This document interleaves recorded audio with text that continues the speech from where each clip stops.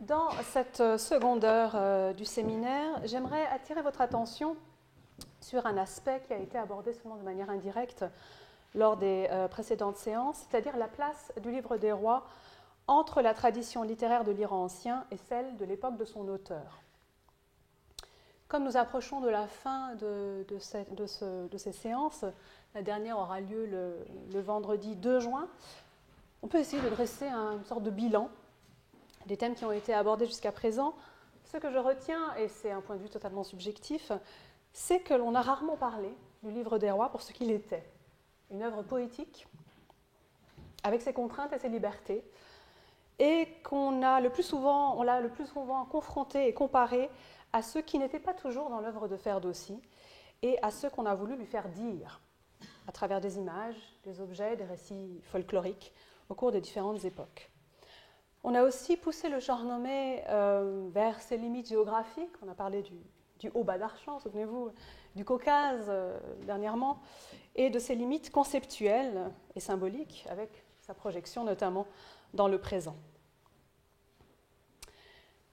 Pour poursuivre cette même trajectoire entre le Shahnameh et ses marges, et ces approches comparatistes adoptées volontairement ou non d'ailleurs lors des précédentes séances, j'aimerais à mon tour confronter le Shahnameh de Ferdowsi à son passé littéraire, à ses antécédents stylistiques, aux strates textuelles qui l'ont précédé, dans le but de comprendre ce qui distingue le récit de Ferdowsi de ses prédécesseurs et de ses modèles, non seulement en termes de narration, de style, etc., mais essentiellement en référence à des notions religieuses, des références à la religion de l'Iran ancien, le zoroastrisme, qui occupe, comme on le sait, une place non négligeable dans ce livre. C'est une grille de lecture que j'ai adoptée parmi d'autres. Alors d'emblée, deux clarifications. Si je précise Shahnameh de Ferdowsi, c'est bien sûr parce qu'il y a eu des Shahnameh qui n'étaient pas de lui. Avant d'être un livre, le Shahnameh est un genre.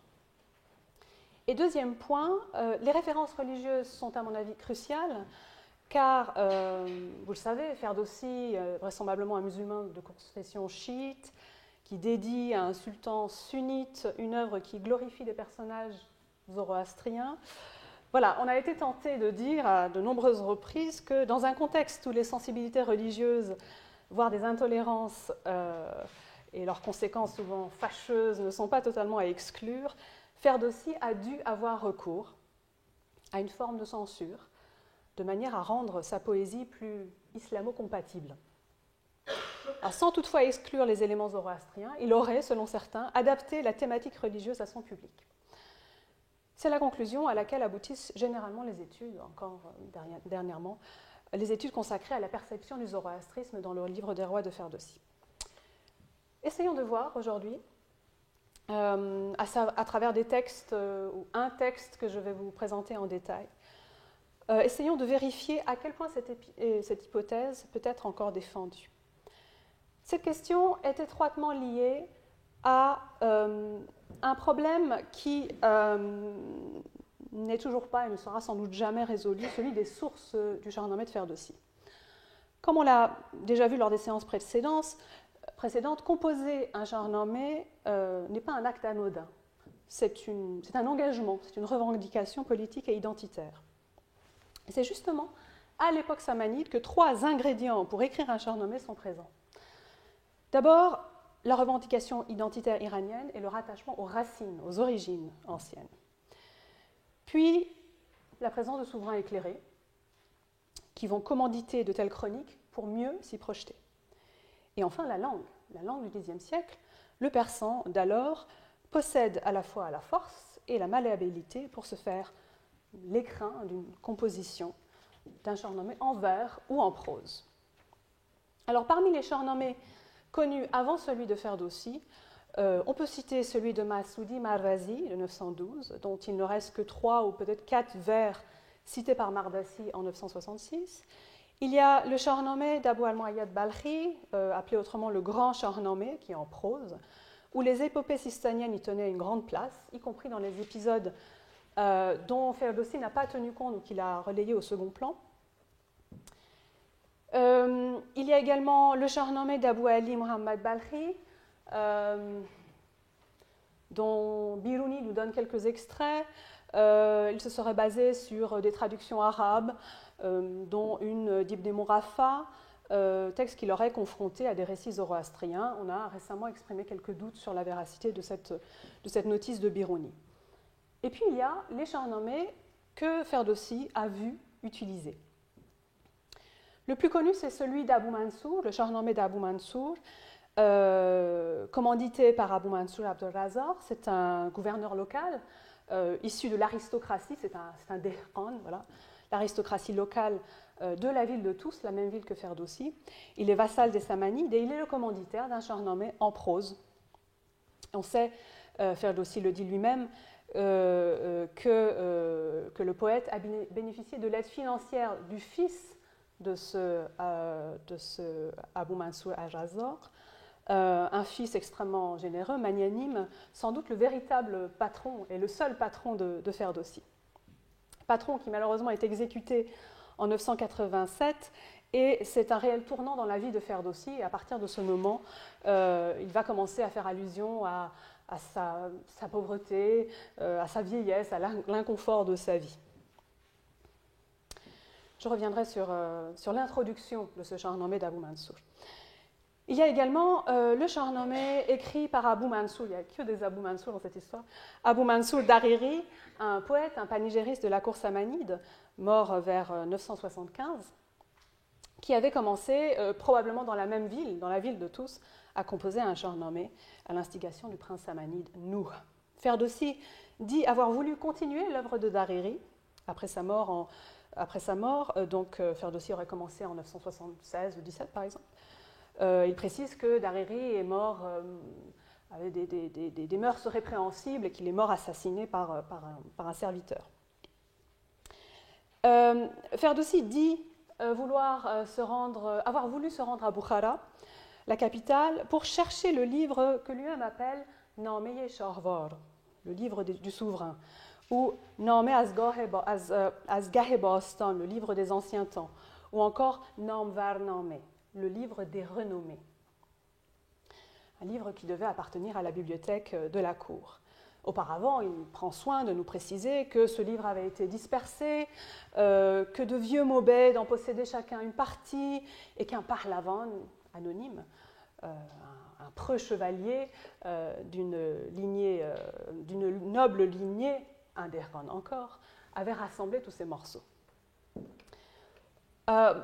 Heureusement, Ferdowsi avait un ami dans cette ville de Tous qui lui procure un exemplaire de ce livre.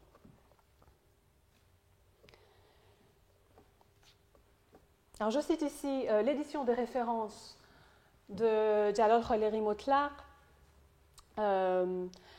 coéditée avec Mahmoud Omid Salar, qui est vraiment l'édition à laquelle il faut se référer, et qui fait autorité.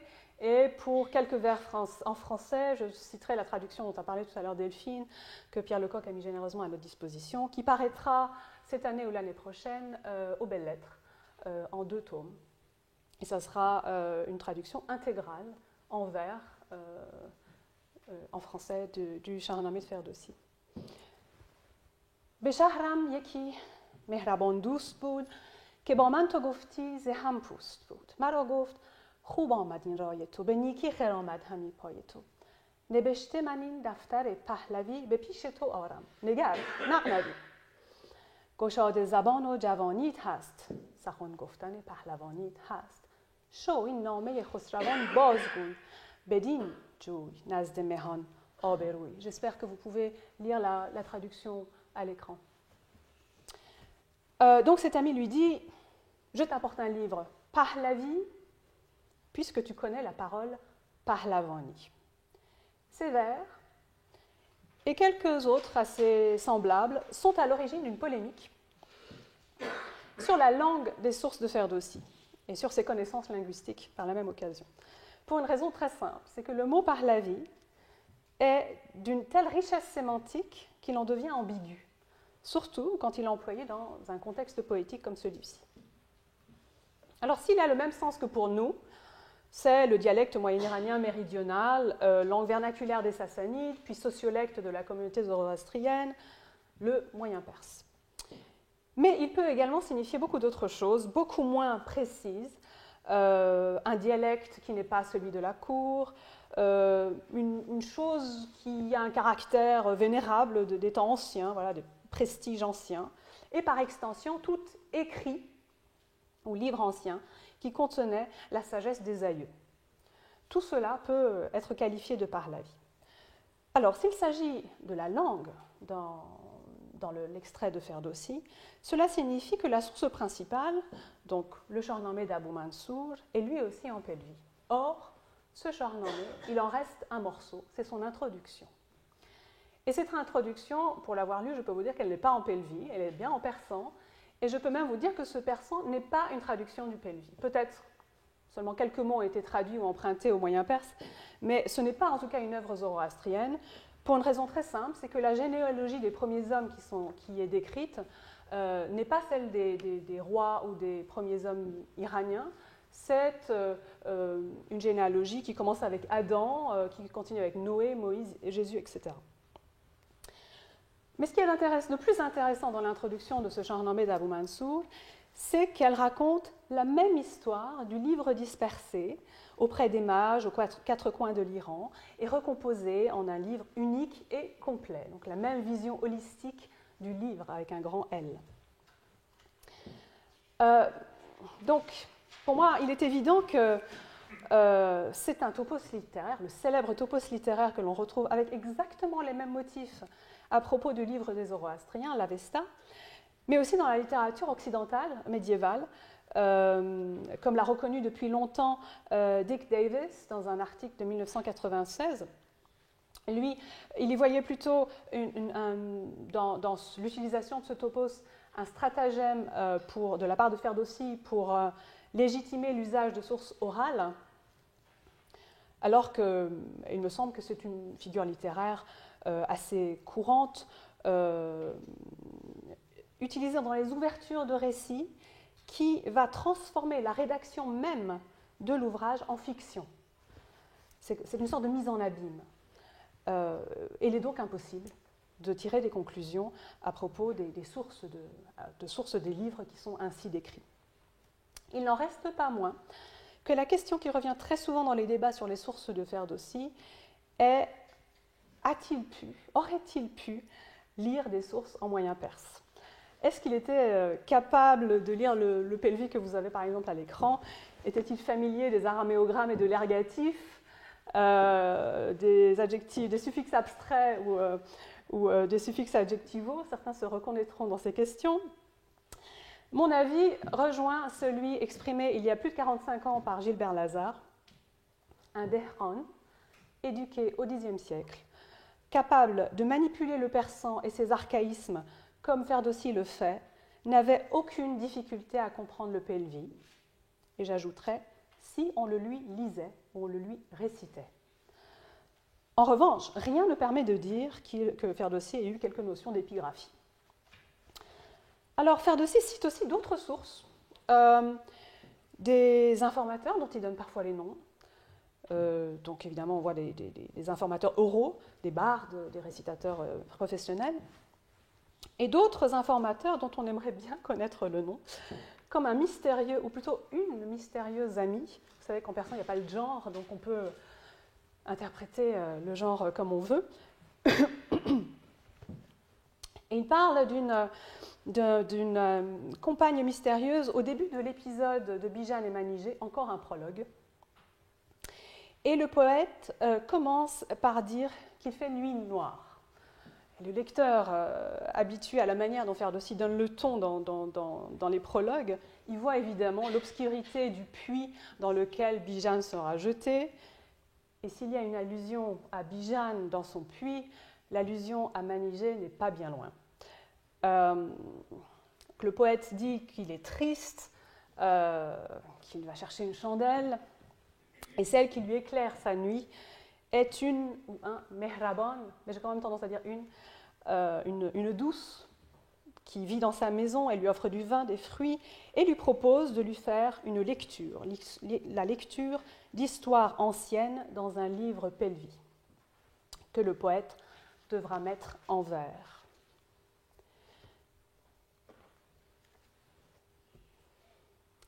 بپیمای می تا یکی داستان ز دفترت برخوانم از باستان. بدان سروبن گفتم ای ماه روی مرا امشب این داستان بگوی. مرا گفت گرچون ز من بشنوی به شعر آری از دفتر پهلوی. Et donc, si l'on file la métaphore de Bijan et Manigé, de même que Manigé devra apporter de la nourriture à Bijan emprisonné dans son puits pour le maintenir en vie, il me semble que la lectrice, la muse de Ferdowsi, la nourrit elle aussi d'inspiration épique et amoureuse pour qu'il puisse continuer à composer. Le dernier roi mythique de l'Iran est Goshtasp, qui, après quelques vicissitudes tristaniennes, ici il est en train d'arracher, non pas la langue, mais les dents du dragon, va enfin se montrer digne de monter sur le trône. Il a un frère, Zarir, aussi brave et sans doute plus sage que lui. Tous ces personnages se trouvent, bien entendu, déjà dans l'Avesta, comme beaucoup d'autres caractères du Shahnameh, mais Goshtasp et Zarir sont présentés ici comme des frères. Dans l'Avesta, Goshtasp et Zarir ne sont pas des frères. Ils se succèdent. Zarir vient après Goshtasp dans la liste des sacrifiants à la déesse Anaïta. Et ils ont en commun une chose, c'est de vouloir, de demander comme faveur à la déesse de vaincre un certain Arejat Aspa. C'est notre Arjosp dans le Shahnameh. Zarir porte une épithète qui lui est propre, qu'on ne retrouve pour aucun autre personnage de l'Avesta. Il est Aspayaosa, il est celui qui combat à cheval. Et ce détail va compter dans la suite de ses aventures. Alors, à ce point de la narration, avec Goshtasp, Ferdowsi dit reproduire 1000 vers du début du Shahnameh que son prédécesseur, Dariri, n'a pas eu le temps de mener à terme. Le premier événement qui marque le règne de Goshtasp, comme vous le savez, est l'apparition de Zoroastre, Zaradahasht ou Zardehosht dans le Shahnameh. C'est une forme imposée par le maître prosodique qui va déformer un certain nombre de mots. Donc l'apparition de ce Zoroastre et de la religion qui est comparée dans ce texte à un cyprès. Des vers 39 à 85 de l'histoire de Goshtasp, on a un florilège des expressions et de termes directement empruntés au vocabulaire zoroastrien, faisant référence aussi bien à l'idéologie qu'à des aspects rituels, qui montrent aussi une très très bonne connaissance du vocabulaire technique, comme par exemple la célébration d'un office qui comprend un sacrifice, ce qu'on appelle le yasht, dans le vers que vous avez ici à l'écran et qui appelle à suivre la voie de Zoroastre plutôt que celle des idoles de Chine.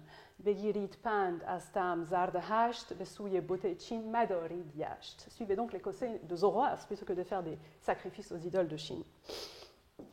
Alors, voilà, quelques-uns des exemples de cette terminologie sont ici. Elles ne sont pas spécifiques à ce passage de Goshtasp, on les retrouve ailleurs dans le Shahnameh. Alors, évidemment, vous me direz qu'il n'est pas très surprenant de trouver ces termes décrivant la religion iranienne ancienne dans un passage qui justement lui est dédié, qui raconte l'arrivée de Zoroastre, la conversion de Goshtasp et celle de Zarir, etc. Mais qu'en est-il dans la suite de l'histoire ? Cette conversion au zoroastrisme va susciter le mécontentement de l'ennemi touranien, de Arjasp, et c'est la chose qui va mettre le feu aux poudres. Le récit de cette bataille, dont le héros principal est Zarir, le frère du roi iranien, a un parallèle textuel, repéré déjà depuis longtemps, au sein du corpus des écritures zoroastriennes en moyen perse. Ce n'est pas le seul récit qui soit commun aux deux corpus, il y en a 4. Donc, ce récit épique qui raconte la mort tragique de Zarir dans la première guerre de religion entre l'Iran et le Touran. Le Shahnameh va parler des Turcs de Chine, alors que le texte au moyen perse préférera le terme chionique, il est un. Donc évidemment un emprunt à l'avostique Riahona. Ce texte a été étudié par Émile Benveniste en 1932. Il a été le premier à y voir les traces d'une littérature poétique en moyen perse. Il y reconnaît aussi les convergences de style avec le Shahnameh de Ferdowsi, mais persuadé que la base de sa versification était syllabique et que les strophes étaient des hexasyllabes, il a entièrement réécrit le poème, donc on ne peut pas utiliser le travail de Benveniste aujourd'hui, car il a élagué tout ce qui dépassait des hexasyllabes. Donc son analyse est très critiquée, n'est plus acceptée aujourd'hui. Je vous renvoie aux travaux, aux critiques de Walter Bruno Henning et puis plus tard Gilbert Lazare qui a repris toute cette question de la métrique. Il n'en reste pas moins qu'il s'agissait certainement d'un poème en langue parthe qui a été réécrit à l'époque sassanide en gardant seulement quelques traits poétiques. Comme on l'imagine, peu de chercheurs ont su résister au désir irrépressible de mettre en regard le texte de Ferdowsi et la version moyen-perse et de les comparer systématiquement, avec plus ou moins de succès. Alors, les conclusions qu'on a tirées sont que le texte moyen-perse n'est pas la source de Ferdowsi, mais qu'une bonne partie des figures de style, les métaphores, les hyperboles, les parataxes, etc., et d'autres caractéristiques du style épique sont déjà là. On a donc la même histoire fondue dans deux moules différents, celui de la guerre sainte, de la glorification du martyr mort pour sa foi dans la version moyen-perse, et la geste héroïque et épique pour Ferdowsi. Autre parallèle textuel, la geste d'Ardashir, qui raconte la victoire du fondateur de la dynastie sur le roi Parthe, et aussi l'installation des temples du feu, donc la composante zoroastrienne est très présente dans les deux versions. On s'accorde à dire que là encore, les deux textes se basent sur des versions proches mais non identiques. En troisième point, la littérature de sagesse, qui est aussi très présente à la fois dans le Shahnameh et dans le corpus moyen-perse. On a les conseils attribués au vizir du roi sassanide Khosrow Ier, Bozorgmehr ou Bozorgmehr en persan, qui sont communs aux deux. Contrairement à un texte narratif, ces conseils sont composés sous forme de dialogue, avec des phrases très courtes, mais l'ordre est quasi identique dans les deux versions. Donc, on voit que Ferdowsi se base ici sur un texte extrêmement proche de la version moyen-perse. Ferdowsi avoue lui-même trouver cette littérature fort ennuyeuse, kore delgir, et qui remercie Dieu quand il s'en est débarrassé. Enfin, le quatrième texte en commun est la très célèbre légende d'échange de jeux de table, la création des échecs et du tric-trac entre l'Iran et l'Inde, qui implique encore une fois le même vizir Bozorgmehr. Et là, je ne tiens compte seulement des textes entiers, on peut certainement relever des très nombreux textuels, lexicaux, stylistiques et autres. On remarque d'emblée que ces quatre textes moyen-perses qui ne sont absolument pas de la même nature. Vous voyez, on a une épopée, on a une geste royale, on a la parénèse, et puis on a un mythe d'édification. Ils ont une chose en commun. Ils se trouvent dans le même manuscrit. Dans le codex MK, un codex copié au Gujarat en 1322 par un prêtre venu d'Iran, qui est une anthologie de 32 textes, avec donc de la littérature de conseil attribuée à des sages ou des rois, de la littérature presque profane, en tout cas religieuse mais non dogmatique, qui garde un caractère religieux, bien qu'enrobé dans des légendes, dans des narrations, etc. Et ce codex MK a une histoire digne du mythe du livre dispersé, puisque lui aussi a été dispersé au siècle dernier, retrouvé, il a échappé à un incendie, et puis finalement, aujourd'hui, il repose tranquillement et presque complètement à Cambridge. Il va bientôt faire l'objet d'une édition en fac-similé. Alors, je vous propose à présent une lecture comparée des deux versions. Il faut savoir que l'Ayodhegor et Zariron, donc la version moyen-perse, compte 3600 mots et le Shahnameh environ 700 vers. Donc la version du Shahnameh est éminemment plus détaillée et plus complète, notamment dans la description des batailles. On peut séparer cette histoire en quatre chapitres. Les personnages importants de l'histoire sont Vishtasp, Goshtasp, le roi iranien, secondé par son vizir Jamasp, et son frère Zarir. Dans le camp adverse, nous avons Arjosp, qui a pour champion Vidrash, qui est le meurtrier de Zarir, et un autre personnage, Namkhast. Le roi a pour fils Isfandiar, comme vous le savez, et Zarir va être vengé par son fils Bastur. Alors voici un résumé du premier épisode. Le roi Vishtas, sa famille et sa cour se convertissent à la religion zoroastrienne. Le roi des Khionites, Arjos, s'en trouve très inquiété et envoie Vidrash le sorcier et Namkhrost vers l'Erancha, vers le royaume iranien.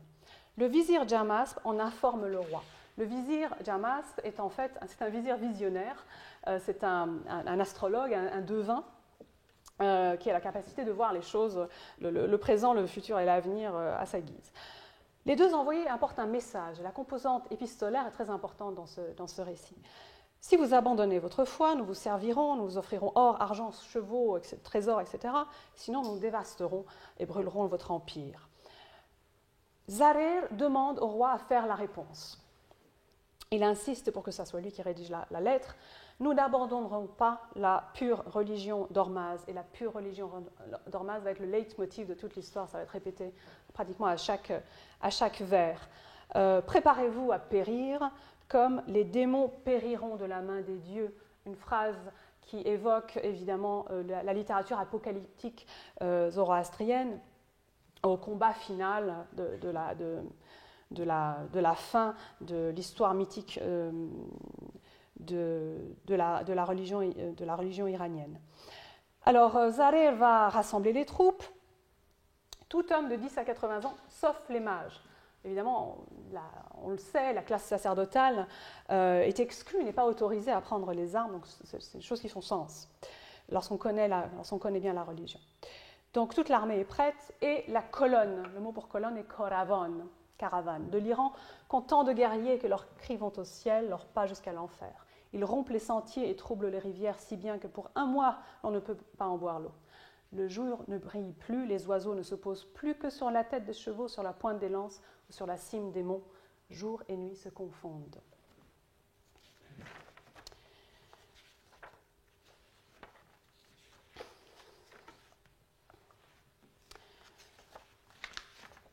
Vishtasp ordonne à Zarer de dresser le camp. Dans la version du Shahnameh, que se passe-t-il? D'abord, elle est beaucoup plus détaillée, elle compte plusieurs centaines de vers, qu'il est difficile de résumer en quelques lignes, mais je vais quand même essayer. La différence majeure, c'est que c'est Zoroastre lui-même qui est à l'origine du conflit. Il fait remarquer au roi que les ancêtres n'ont jamais payé de tribut à ces Turcs et que ce n'est pas une raison pour commencer.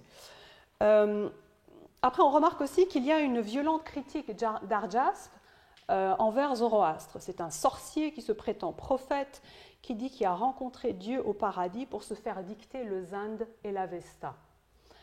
La lettre que fait Arjasp à Vishtasp s'ouvre sur des conseils assez bienveillants.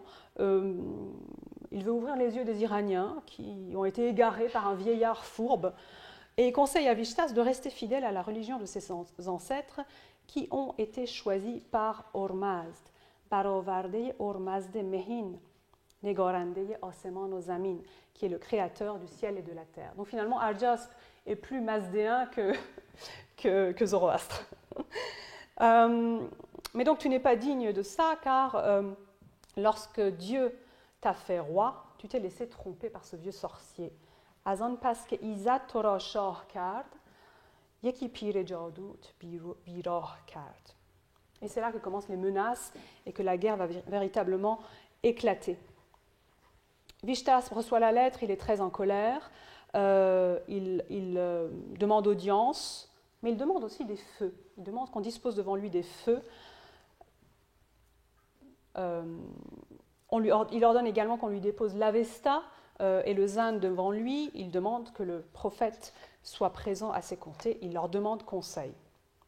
Le reste de l'histoire est beaucoup plus développé que dans la version moyen-perse.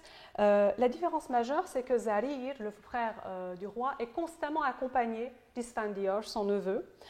On remarque aussi que l'armée d'Arjasp est comparée à celle des démons, à Ahriman. La littérature, les références démoniaques sont constamment présentes pour décrire l'ennemi, et ils se meuvent à la manière de la colère. Ce vers persan n'a absolument aucun sens si l'on ne sait pas que la colère est en fait le démon Aeshma de l'Avesta. Aeshma à la bannière sanglante, c'est un démon bien identifié dans l'Avesta qui donne son nom finalement à une abstraction. L'hyperbole du jour et de la nuit qui se confondent est repris à cause de la poussière évidemment soulevée par les chevaux, les sabots des chevaux, est également quelque chose qu'on retrouve dans Ferdowsi. Alors je passe à l'épisode suivant. Ce sont les prédictions de Jamasp. Le roi va lui demander de décrire l'issue de la bataille. Mais il y a un problème, car l'issue de la bataille est tragique. Et pour se préserver de la colère du roi, son vizir Jamasp lui demande de jurer par le Huara, donc la gloire, charisme, ce que vous voulez d'Ormazd, par la religion mazdène et par la vie de Zarir, qu'il ne le tuera pas, qu'il ne se mettra pas en colère contre son ministre.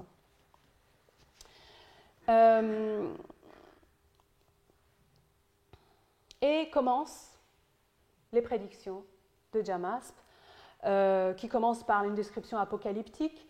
La mère ne reconnaîtra pas son fils, les fils ont perdu leur père, etc. C'est un motif qu'on retrouve aussi dans la littérature apocalyptique zoroastrienne.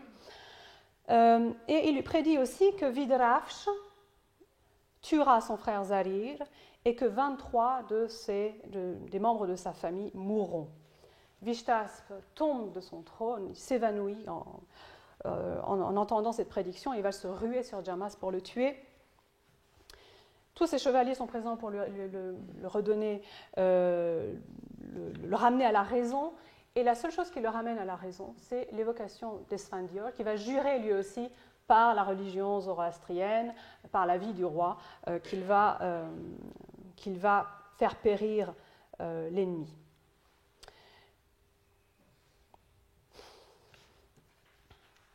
Alors, je vais passer sur les détails, mais je vais simplement vous rappeler quelques éléments que l'on retrouve dans le Shahnameh ou pas. À la différence de ce texte, dans le Shahnameh, Jamasp n'est pas un bidarche. Le terme bidarche est un titre plutôt politique que religieux. Dans le Shahnameh, il est le chef des mages et le chef des juges. Donc c'est vraiment il est presque autant de dignité religieuse que Zoroastre lui-même. Et en sa qualité de mage, il est également astrologue.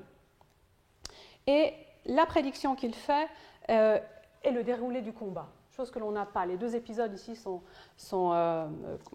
agencés d'une manière différente. Ferdowsi précise aussi que Zarir a constamment avec lui un exemplaire du livre de l'Avesta, en version Zand, en traduction, dans sa poche, et qu'il le lit tout en guerroyant. Mais cela ne suffira pas à le maintenir en vie, car il sera frappé de dos par une flèche empoisonnée, la flèche empoisonnée de Vidrafsh, qui est la manière la plus vile et la plus lâche de tuer quelqu'un. Là encore, on a le motif de l'évanouissement du roi, mais bon, il se résigne et la bataille peut commencer. Je reviens au texte moyen perse. Le commandant Zarir s'élance dans la bataille contre l'ennemi comme le feu Adur, le dieu du feu, le dieu Adur qui fond sur les roseaux aidé par le vent. Évidemment, ce sont des divinités zoroastriennes auxquelles Zarir est ici comparé. Arjasp le voit, il prend peur, il est pris de panique en voyant la force de cet adversaire, et il promet sa fille à celui qui l'en débarrasserait, qui parviendrait à le tuer. Et vous le verrez que ce motif du roi qui va proposer sa fille à celui qui montrerait de la bravoure, est aussi un motif commun aux deux et extrêmement récurrent. Vidrafsh prend alors une lance, peut-être le mot est mal établi, en tout cas une arme métallique, ensorcelée par les démons en enfer, empoisonnée par la colère et polie au péché. On a là une condensée de tout ce que les pouvoirs destructeurs d'Ahriman sont capables de faire en un seul objet. Il n'ose pas affronter Zarir de face, il l'assaille par derrière, le frappe en haut de son caustique, c'est-à-dire sa ceinture rituelle. Le seul qui trouve assez de courage pour le venger est Bastour, son fils. Mais comme il est trop jeune et inexpérimenté, on l'empêche d'aller au front. Mais il va secrètement demander un cheval aux écuries du roi. Il va demander le cheval que montait Zarir quand il était enfant. et il retrouve sur le champ de bataille le corps de son père et entonne alors une élégie funèbre dans laquelle on retrouve des rimes, des traces de poésie, mais le texte a été tellement retravaillé et tellement mal transcrit qu'il y a beaucoup de zones qui ne sont pas lisibles. Bastur, après avoir trouvé le corps de son père, revient, demande l'autorisation de le venger, et on le laisse retourner sur le champ de bataille en lui donnant une flèche qui provient du carquois royal, sur laquelle, la flèche pour laquelle Vishtas va réciter une incantation. Et là, encore une trace de poésie, l'incantation de la flèche qui fait pendant à la flèche venimeuse et démoniaque du début de l'histoire. Les parallèles du Shahnameh sont très proches. On a exactement la même image de Zarir qui fond sur l'armée, qui est comparée au feu et au vent. On a également Belashkargah doshman andar fetad cho andar giya atash o tiz bad. Là, il n'y a pas de trace de divinité zoroastrienne, mais le feu et le vent sont là. On trouve également une différence importante, c'est que ce n'est pas Bastur qui va venger Zarir, mais c'est Esfandior qui prend les choses en main, qui va se battre contre Vidrash.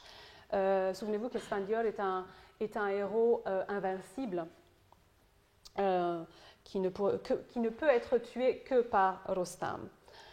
On n'a pas l'incantation de la flèche, il y a d'autres formules qui sont prononcées par le roi. Dans l'épisode suivant, Bastur parvient à venger son père. Il est monté sur le cheval de Zarir, il prend la même flèche.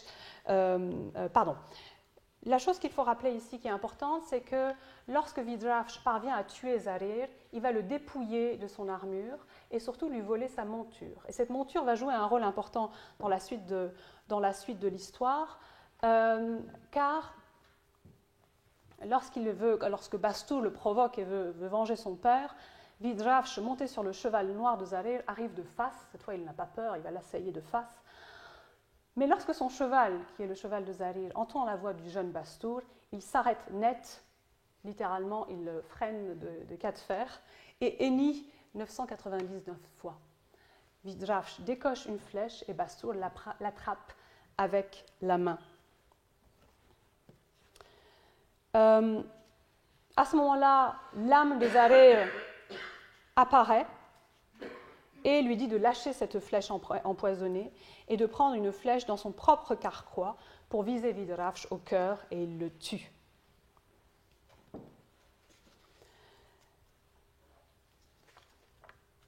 Deux points ici méritent d'être commentés, qui ne sont pas repris dans le Shahnameh.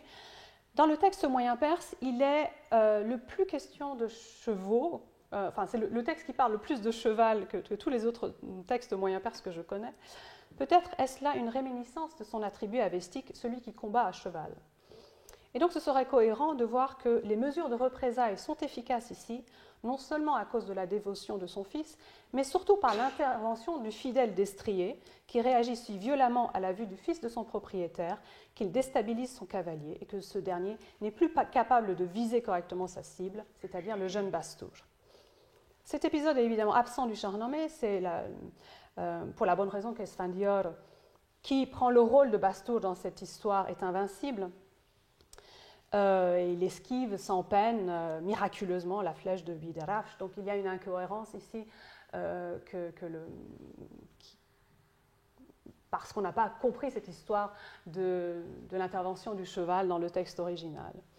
L'âme de Zarir qui apparaît pour mettre en garde son fils, il s'agit du mot rovan, donc en contexte zoroastrien, c'est l'âme moi, l'âme eschatologique qui attend le 4e matin de la mort, et l'office des prêtres pour pouvoir commencer son voyage. Donc là, il n'y a pas eu d'office pour Zarir et son âme erre encore dans le champ de bataille. Alors, évidemment, si ce passage est absent du Shahnameh, c'est à mon avis parce qu'il n'est pas compréhensible pour quelqu'un qui ne connaît pas le zoroastrisme ou qui n'est pas familier des doctrines et des croyances eschatologiques et des différentes étapes du devenir de l'âme après la mort. Et sinon, on se demanderait ce que vient faire ce fantôme en plein milieu du combat. Donc ces détails ne faisaient sans doute plus sens ni pour Ferdowsi ni pour Dariri, sans doute pas non plus pour la source de ce dernier. Ça montre aussi que Dariri, comme on l'a souvent dit, n'était pas un zoroastrien, sinon il aurait connu ces notions par cœur. Les parallèles du Shahnameh sont assez proches pour le reste. Bastour est constamment accompagné d'Esfandiar. Il y a quelques divergences dans la narration. C'est encore Esfandiar qui va recueillir l'armure et le cheval de Zahir et qui le ramène au camp.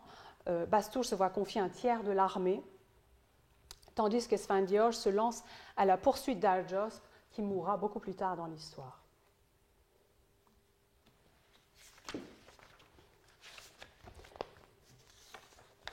Ce qui m'amène à quelques conclusions, qui ne peuvent être que provisoires, puisqu'il faudrait les compléter évidemment par compléter cette étude avec une comparaison systématique des 3 autres textes moyens perses avec leurs parallèles dans le Shahnameh.